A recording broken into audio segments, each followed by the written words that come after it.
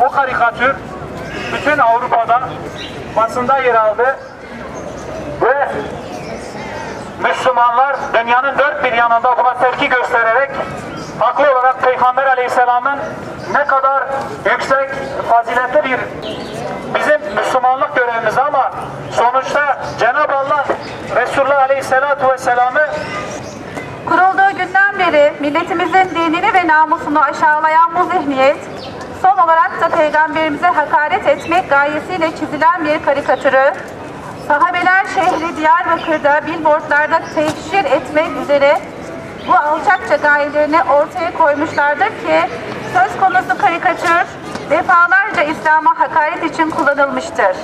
İslam'a uzanan eller kırılsın. Halkımız inanan Müslüman bir halktır. Dinine de namusuna da düşkündür.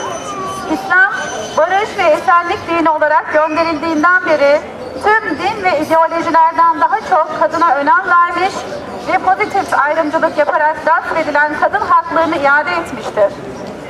Ya bu alçakça niyetinizden vazgeçip tövbe ederek halkın safına geçiniz ya da cehaletinizin farkına varıp halkın yakasından düşünür.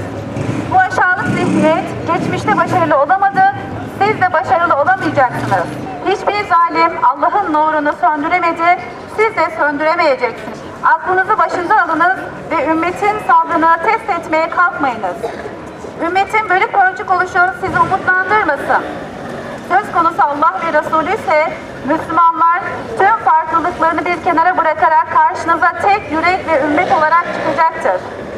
Ümmeti ve ülkemizi sürüklemek istediğiniz karmaşayı ve kışkırtıcı her türlü eylemlerinizi asla kabul etmiyoruz.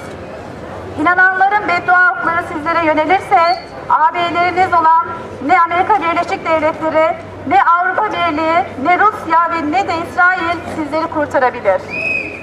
Sizi halkın dinine ve namusuna saygılı olmaya davet ediyoruz ki, size oy verenlerden de inançlı insanlar vardır.